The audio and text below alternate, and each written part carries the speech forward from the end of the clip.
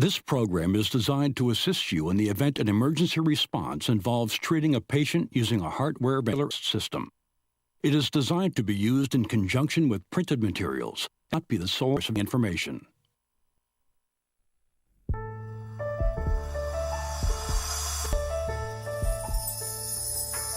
Where ventricular assist system helps a weakened pump blood out the body, allowing them the freedom to resume normal lifestyle.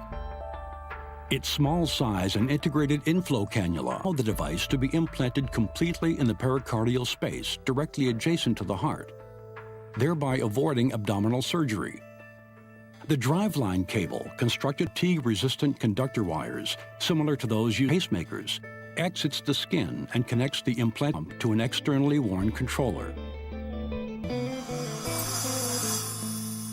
The Heartware controller operates the pump and makes sure correctly.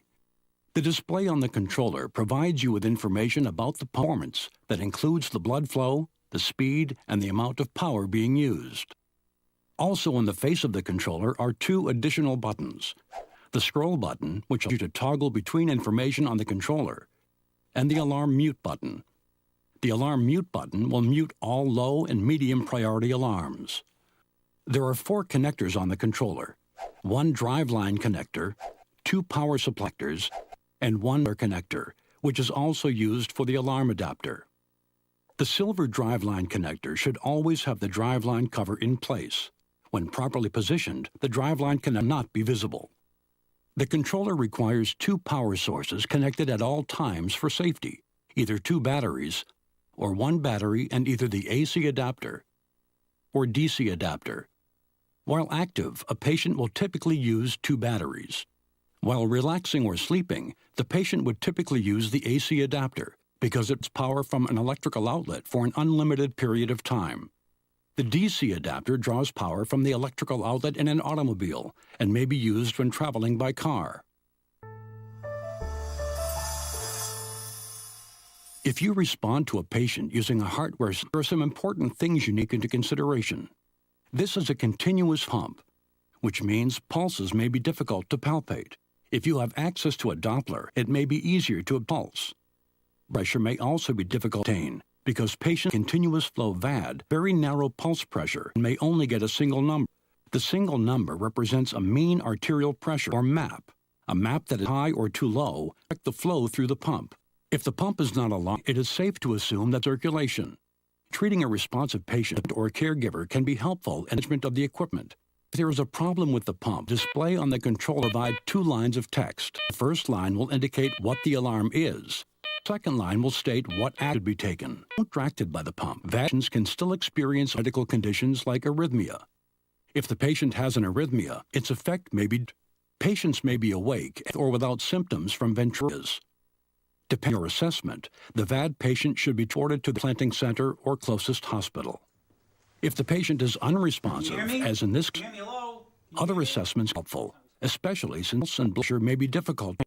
Skin color clammy or pink and diaphoretic, some indications into the patient condition. Follow BLS and ACLS protocol. All medications given. The patient care connecting any HVAC equipment.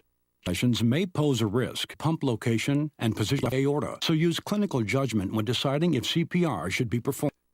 If the patient information of device function should be performed at the hospital. The HVAD pump properly should be able to dilate blood. If there are alarms or indication from the controller that there is no little flow through the VAD, a couple of steps should be taken. First, make sure the controller is connected to the drive line and that there is adequate power connected to the controller. If this dissolves the alarm and the pump is still not working, continue to follow ACLS protocols. To verify pump operation, check the display screen for parameters or alarms. You can also listen over the left chest for pump hum and feel for vibrations of the pump over the lower left chest. If the patient is unresponsive but the pump is pumping, look for other causes such as diabetes or stroke. There are various alarms that provide information pump, controller, actions, and power supply. Alarm condition classified medium or low. A high priority alarm is displayed with a flashing red light and unique sound. A medium priority alarm is displayed with a flashing light and unique sound. A low priority alarm is displayed with a solid light and unique sound. The message on the controller screen consists of 2 lines of text.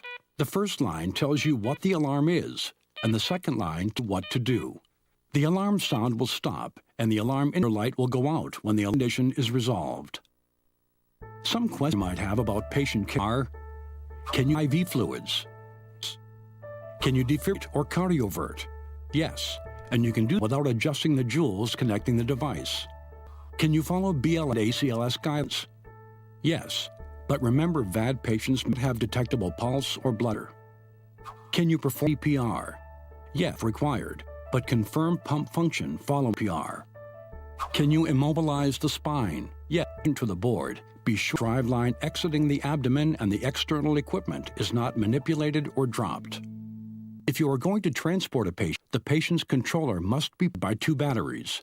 Disconnect both power sources at a time. Bring all backup equipment patient, and patients can be transported via ground or air. In the clinical situation, the patient can be transported to the closest hospital or implanting center. If the controller is being powered by an AC adapter, you'll need to change the side. To disconnect the power connector, patient demonstrates, the power cable on the front of the connector. Turn the connector counterclockwise. It stops, straight out from the controller. Connect a battery to the controller by grasping the cable at the back of the connector, leaving the front to rotate. Line up the white arrow on the cable connector with the white dot on the controller. Gently push the cable and the connector. Allow it to rotate. A good connection will auto-click. Confirm that the power cable is properly locked in by jamming the cable near the big connector. If another power source is not connected within 20 seconds, the power disconnect message will play and an alarm will sound. Once a power source is connected to the controller, the alarm will stop. Each fully charged battery provides about 6 hours for normal activities. When one battery is depleted 24% capacity, the controller will automatically switch to the battery.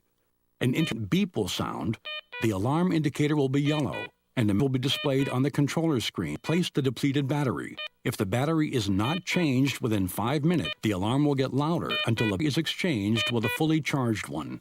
If a depleted battery is not exchanged and there are only a few minutes remaining, both high priority alarm, the alarm indicator will flashing red, and on the controller display will read critical battery. This means that only a few minutes remains before the pops.